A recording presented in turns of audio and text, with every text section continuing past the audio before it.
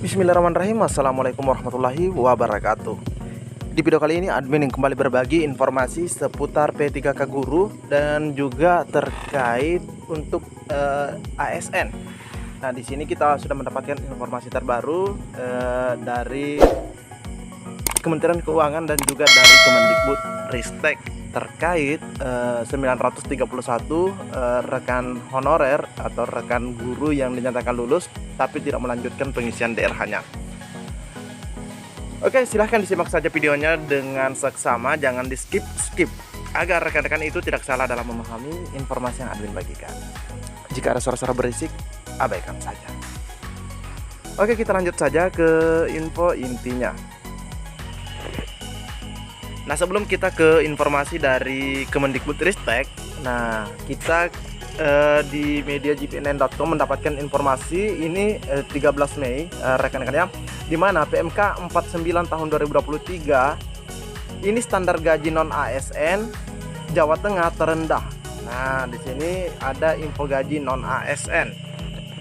Ini informasinya 13 Mei rekan-rekan ya. Menteri Keuangan Sri Mulyani menerbitkan aturan terbaru yang mengatur standar biaya yang dibayarkan kepada aparatur sipil negara dan pegawai non ASN.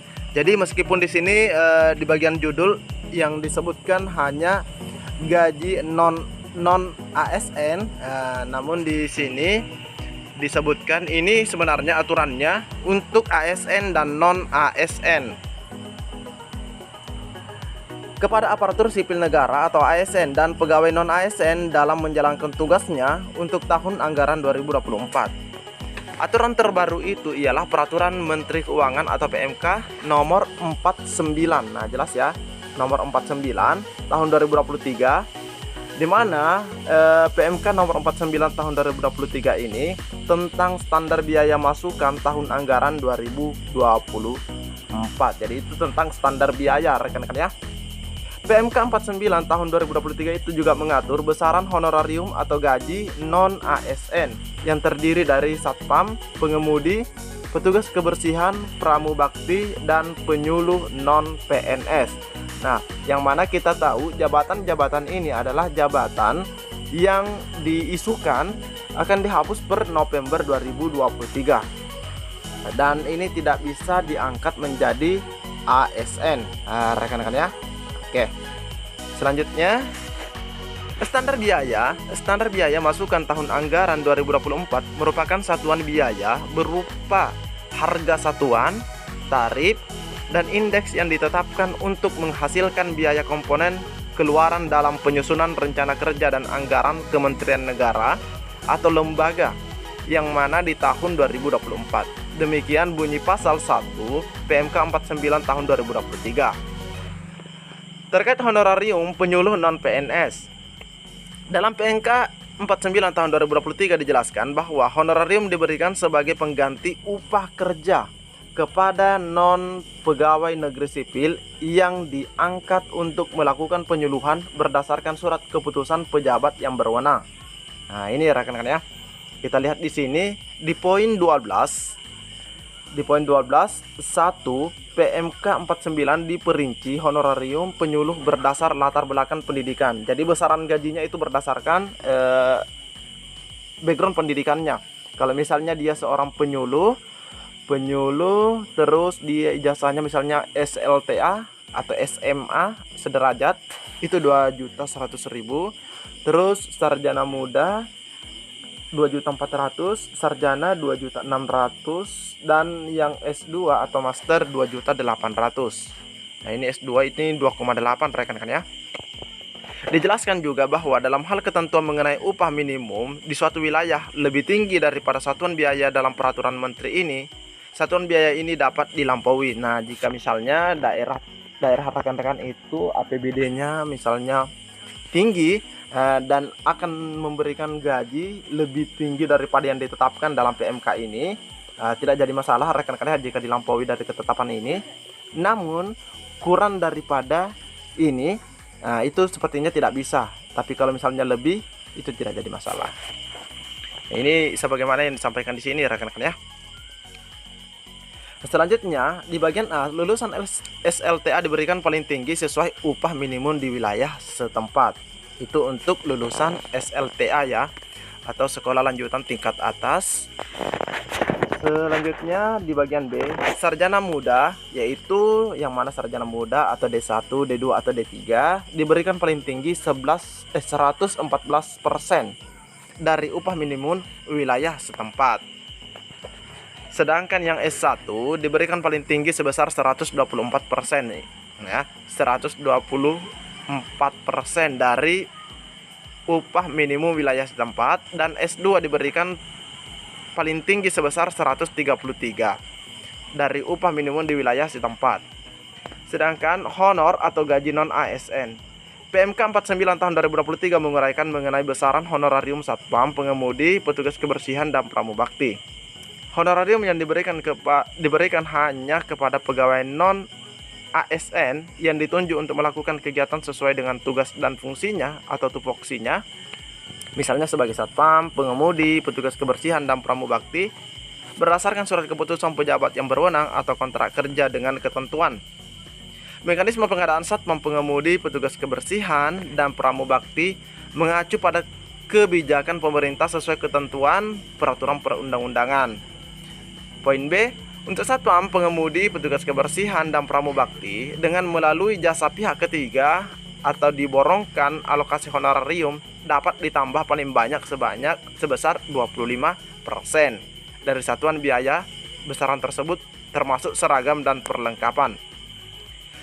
Dalam hal pengadaan satpam, pengemudi, petugas kebersihan dan pramubakti dilakukan melalui perikatan langsung, ini tanpa pihak ketiga ya.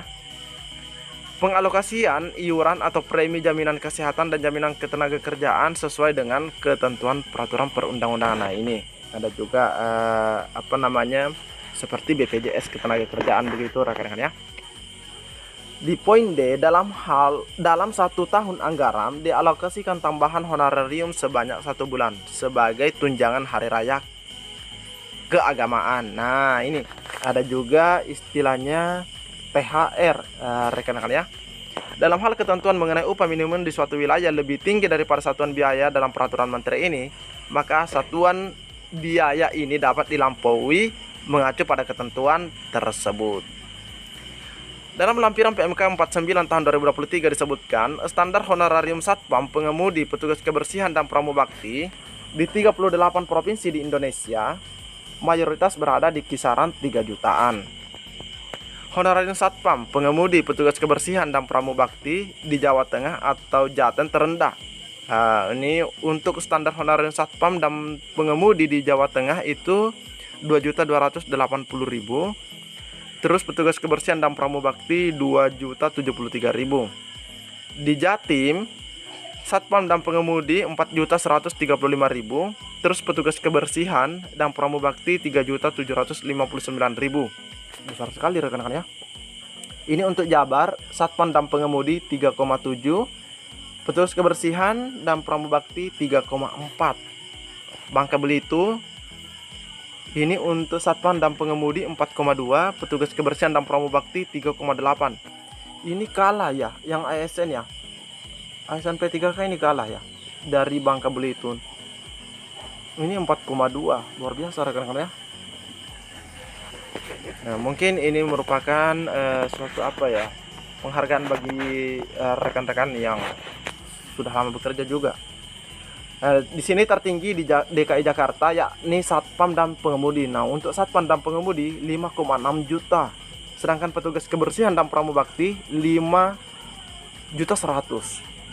Jadi untuk mendapatkan informasi lengkapnya rekan-rekan ya, di sini rekan-rekan bisa searching di Google atau langsung saja di portal resmi Kemenkeu, karena di situ lebih lengkap. Ini merupakan suatu rangkuman dari PMK 49 tahun 2023 melalui mediajpnn.com.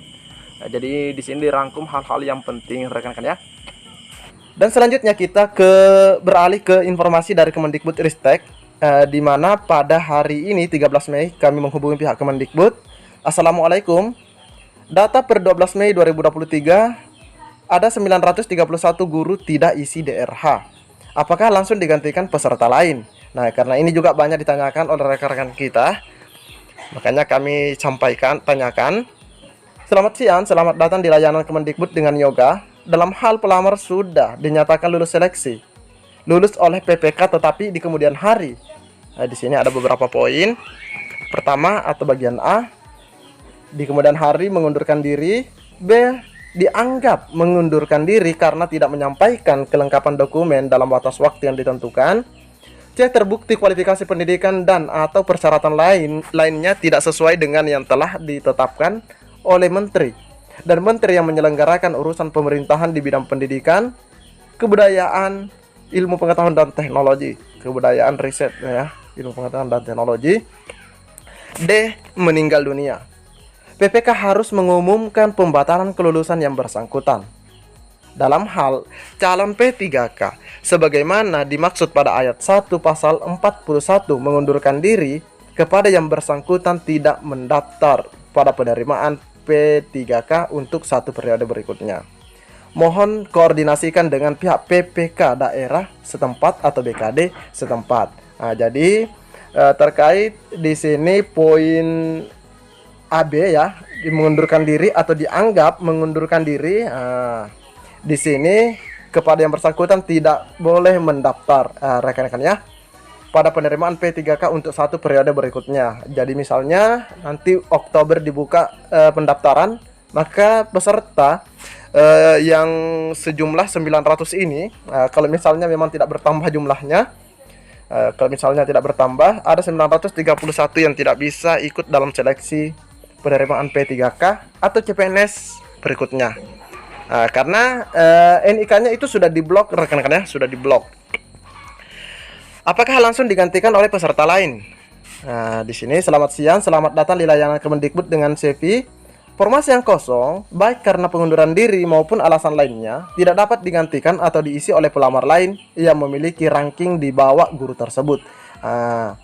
Yang memiliki ranking di bawah guru tersebut. Artinya formasi disimpan untuk guru P3K selanjutnya.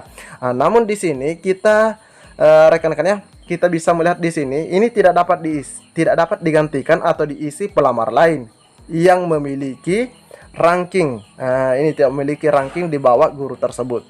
Jadi kalau misalnya tidak bisa digantikan oleh peserta di bawahnya, anggaplah misalnya ranking 5 mengundurkan diri, ranking ke-6 itu tidak boleh mengisi. Karena kenapa? Karena formasi tersebut disimpan untuk P3K selanjutnya. Itu maksudnya rekan-rekan ya. Jadi ini informasi penting buat teman-teman ketahui, terkhusus yang misalnya belum lulus, jangan sekali-kali menyanyiakan waktu yang sudah diberikan seperti itu. Mungkin cukup sampai di sini. Assalamualaikum warahmatullahi wabarakatuh.